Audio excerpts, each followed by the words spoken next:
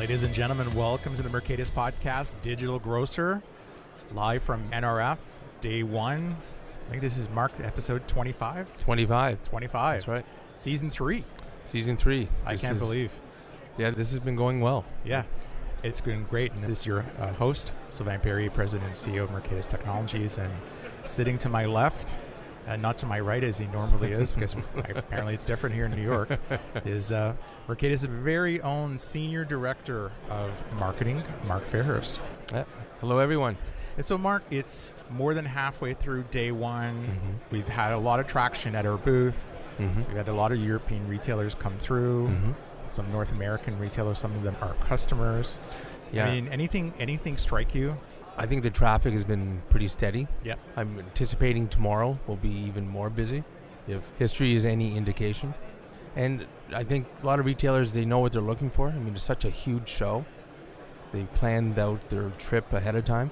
Right. So to get that kind of traffic on day one is pretty rewarding, I think. But it's also a lot to take in. Yeah. You know, we're downstairs, booth 1418. I know I went upstairs really quickly to see it, and it's insane. Oh, there's some of these booths and experiences are overwhelming. Yeah. I think it's tough when you go in, if you're a retailer, everyone goes into sales pitch mode, like right away. And there's no one's trying to solve problems, and they're not asking questions and so on. And I think that's what makes going to a trade show so tiring, if I would expect here if you're a retailer. Yep. And I think a trend that's a little bit different now in our podcast, you know, we've made this about the industry, not so much about us. You know, we've interviewed a competitor, with Shop Hero, where I think we got an upcoming podcast with Grocery. Chairman Aaron's going to be here coming into our booth. Yep. You know, we've had the folks, Zach from Rayleigh's on our show. Yep. And to kind of, you know, bring wisdom and knowledge to our listeners, we decided to bring an expert onto our show, and he's actually sitting here at the booth with us. And so joining us today on the podcast is Mr. Ron Bonacci, who is the Vice President of Advertising and Marketing at Weis Markets.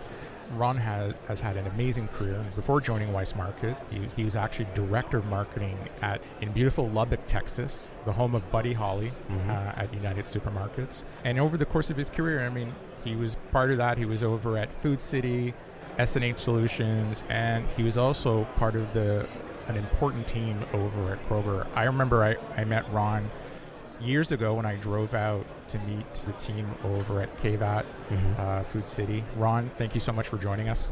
Thank you very much for allowing me to be here and to speak with you. Oh, no problem.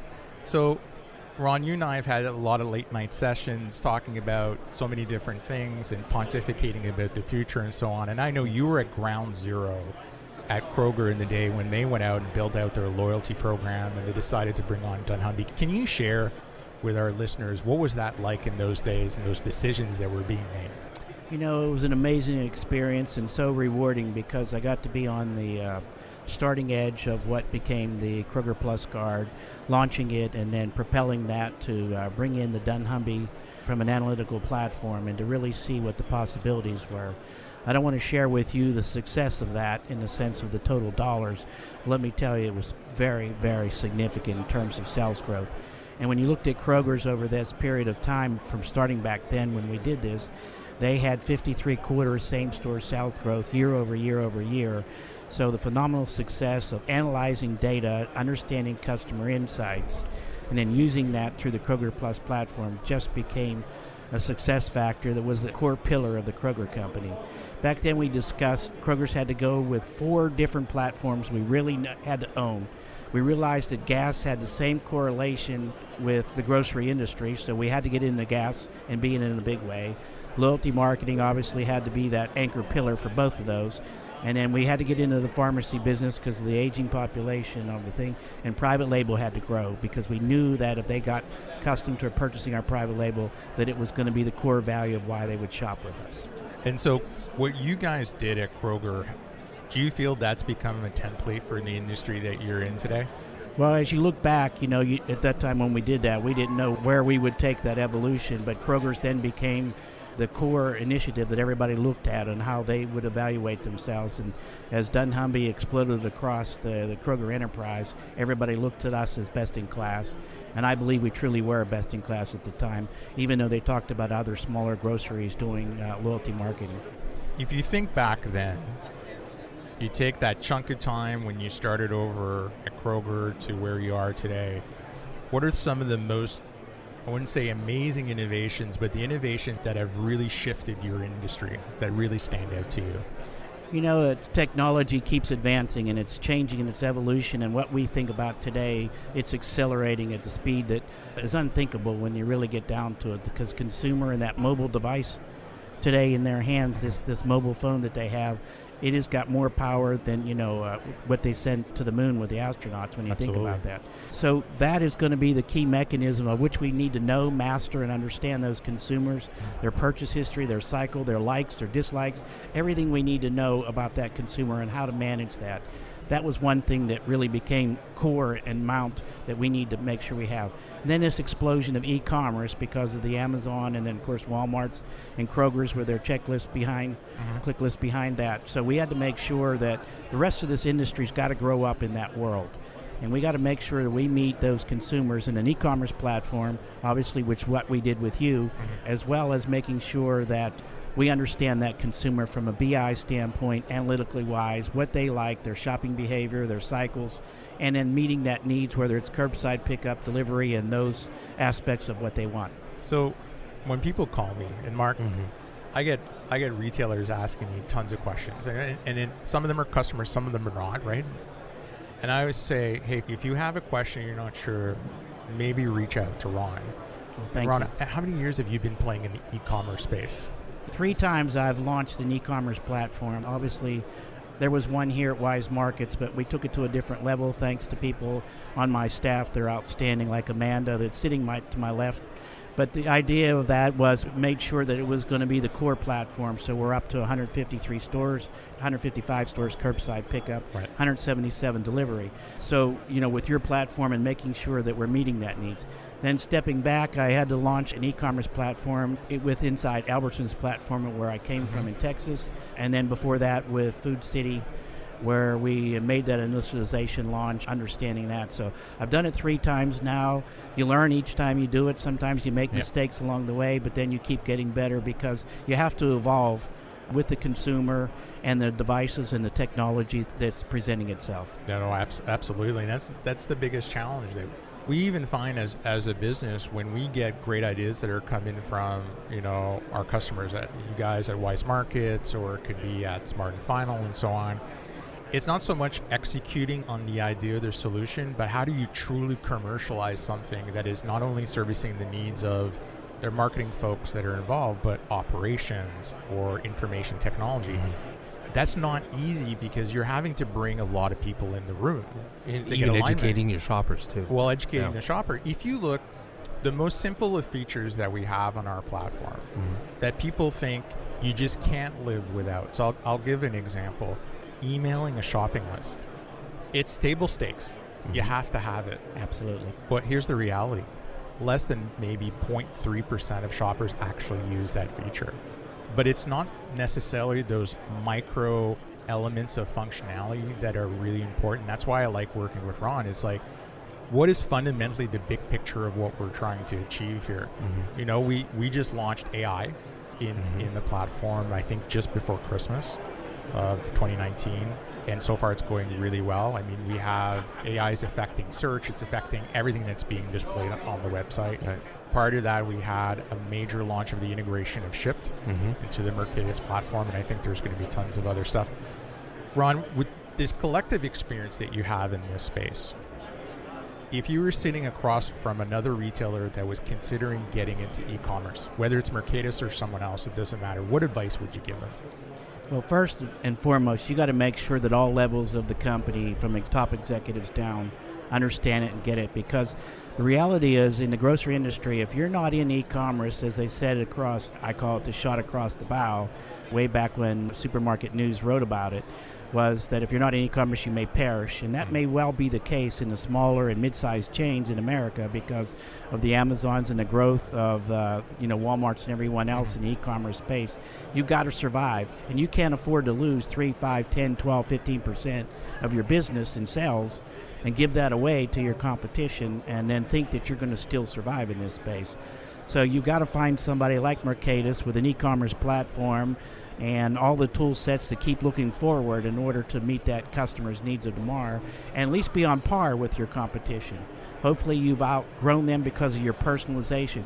Remember that in-store execution is critical in this, so don't ever walk away from that because that personal shopper makes an experience that is lasting for that customer. So if you can train your people well in the store, utilizing the technology that's given through us, and then making sure that connection is there with the customer, with all the other e-commerce platform, it really makes a true wonderful experience for that customer who's going to come back again and again. And you'll be successful long term. Absolutely. So the one thing, at one point, we brought one of our retailers, existing customers who's wanted to expand into click and collect and so on. We brought them over to Weis to visit one of their stores. And I remember Ron talking about, one thing you really, really need to focus on is good quality product data. Yes. Right? Can you talk a little bit about that? Yeah, it's something I laugh about because it's painful. Okay. Realize that the grocery industry was never designed to have an e-commerce platform. So every item in the store was designed in descriptive-wise that was the register receipt, which is 32 characters long. Right. So they truncated chicken and boneless and anything else that you can think of. So all of a sudden when you launch a platform, you have got bad data immediately. And now you have to rethink your entire thought process because when you add a new item, not only are you adding it for the register receipt, you got to add it for common language for the consumer, for e-commerce, as well as descriptive enough so the customer understands what they're buying, and then making sure that picture association is right with that product. So when I'm looking for boneless chicken or whatever those products are, it makes sense to the common consumer that is investigating. Then your SEO, your search engine, has got to really mirror all those consumer thought processes because it's not just mathematicals, but it's personalization from that customer, how they think and how they look at their product. So you've got to make sure that from an e-commerce platform that you're taking the needs from a search engine to product description is more common focus to that consumer base. Yeah, and that's so true. And the one thing we've realized working with our pool of retailers is at the end of the day, if you don't have good product data, it has a detrimental effect, first and foremost, on the product categories that the products show up in. It affects the search engine. It completely affects the discoverability of anything. And consumers are actually, this is an interesting statistic, I can't quote the number because I can't remember it, but consumers are less apt to buy a product if they can't visually identify it with a picture. And that's an issue. Without a doubt. Without a doubt. And one thing that we're realizing now at Markets in our integrated search technology in the aisle 1 integration, we're actually saving copies of the search terms people are looking for. And that gives us the benefit of generating spelling mistakes and so on.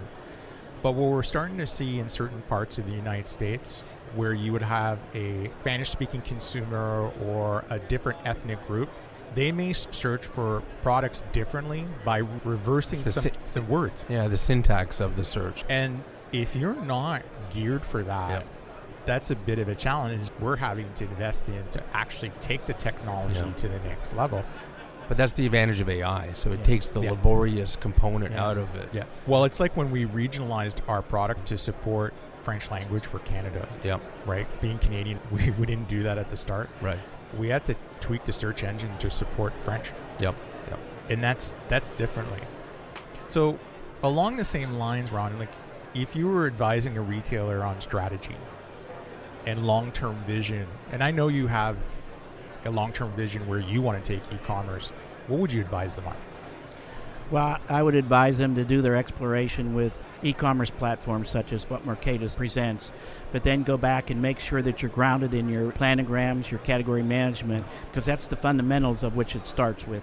So you got to have image base that you spoke about, you got to have description base, and then you got to make sure that it's unique to each store, so you can't just have a generic one and then that consumer's shopping and the product's not in that store because it's a much smaller platform. So you got to start with the fundamentals first. Right. Once you have that, then you can go out and get a platform that you have and make sure that from an evolution standpoint that AI is in that thought process, communications is in that process, whether that's an email or text message, and then building those shopping lists from past history, Right. as well as the recommendation engines that you're going to put in from an AI platform, so that you can continually grow that customer's experience with you.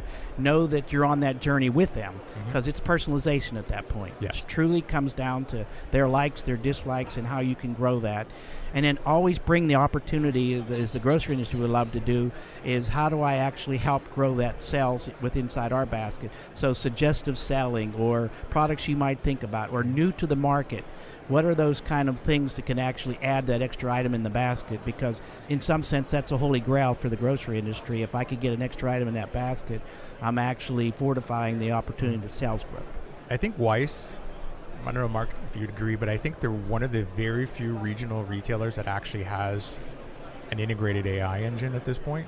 Yeah, I think you guys you're bleeding edge right now. Well, thank you. I think we talked about this earlier today. Yeah. Last year, AI personalization the messaging was everywhere at NRF. Just sitting here at the booth, I can see 3 booths that have AI on it. Yeah. They're talking about it, but Weis actually now has it in place. It's in working, so it's phenomenal. That's great. The other thing I would say is you've got to have great people you surround with. I'm blessed to have a wonderful team. That's true. I've got one of those people to my left that's in charge of my e-commerce platform, Yeah. Amanda. She's outstanding. She thinks and cares about our customers. She cares about what their experience is like, and when she sees problems or issues, she's bubbling that up. How do we solve that? How do we make that go forward?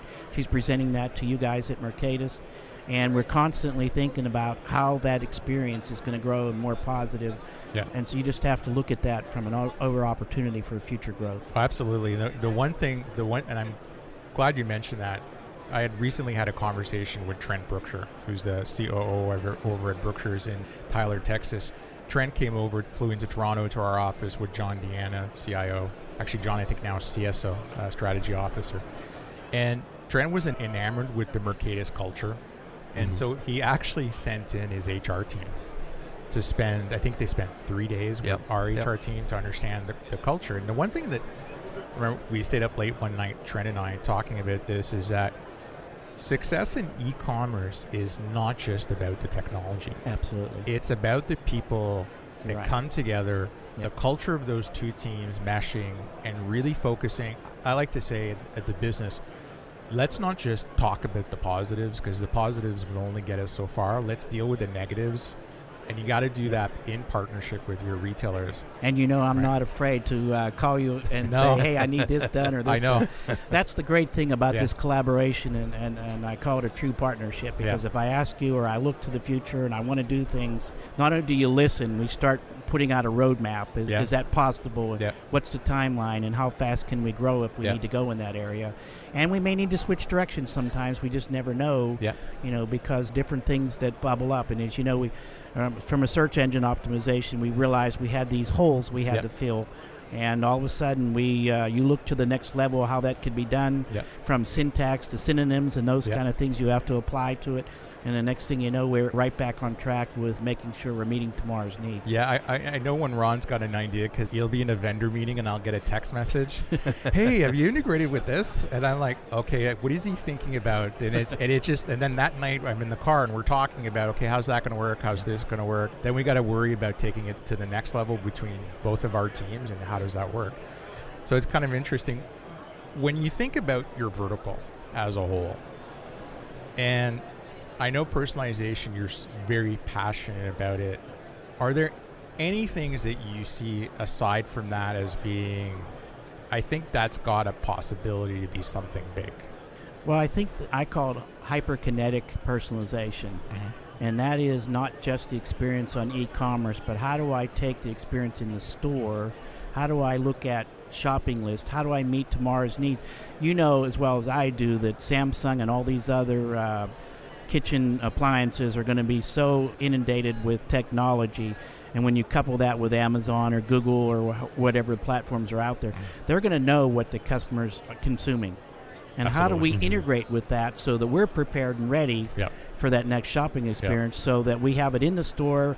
We may have already shopped it. We may have already got it prepared. I think that's the next holy level of which we need to think about, because the consumer is going to be ready for that.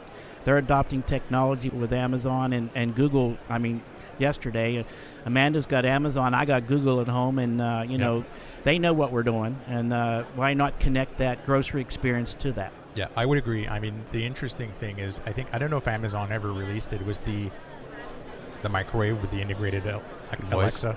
I don't think they have. And you could take certain products were pre-programmed. It's coming though. You could scan it, put it in, and it would know the time to prep it. Right. At home, we are an Amazon Echo device home. I've now in some of the bedrooms, that's how we turn on the lights. Yeah. Well, I didn't do it because I'm lazy. It's just like convenient. Well, I'm a bit of a geek that way. Yeah. You are an early adopter. But when Wi-Fi goes down, Lord help me. It's back to the dark ages. Dark ages. That's when Michelle gets up to turn on. Well, that's how I start a fire in the middle of the living room to heat the house. Like, what are you looking forward to in 2020, Ron? Well, we're going to grow out our e-commerce platform a little bit further, especially in our curbside pickup. We look from a consumer perspective, making sure we have every store that we can has that opportunity. Yep. The other thing is I'm going beyond just the consumer shopping experience. What I mean by that is I want to know that we care about the customer, and I want the customer to know we care about them. So I'm looking at health and wellness as an initiative. Yep. So if we have indication or they want to tell us, because we're building out our new campaign manager and our new profile platform, so if they identify themselves and say, hey, we have need to know about diabetes, or we have need to know about celiac disease, or any of these other disease states, and or health wellness statements, I want to make sure that we have the shopping platform that's going to be there for them. So because that is a need, that's a necessity in their family. They can't get away from that. And so we got to be prepared and ready from that perspective, that we can help them grow out of that disease, or at least longevity of life is important. Absolutely. So, we're talking to hospitals, we're talking to medical centers, we're talking to different medical platforms that are out there on how do we make sure that that's there. Inside our store, we use a health attribute color code barcode system. But we got to go beyond that. So, a consumer can look and say, oh, yeah, that's got no sugar. But how do we help them be healthy? I was recently diagnosed with IBS, irritable bowel syndrome. And the pain is excruciating. It lasts for 20 minutes. At the very least, the challenge I have is not having IBS, is educating myself. My doctor will give me some stuff, but where do we go? Where do we normally go when we're diagnosed with something? We go to Google. And we go to WebMD. And I'm not knocking WebMD. I think the service they provide is great. But when I go into a grocery store, at the very least, I know I can't have dairy. I got to really minimize my caffeine intake. But there are other foods I don't know. There is systematically no technology, no platform in Canada, no grocery retailer that can help me.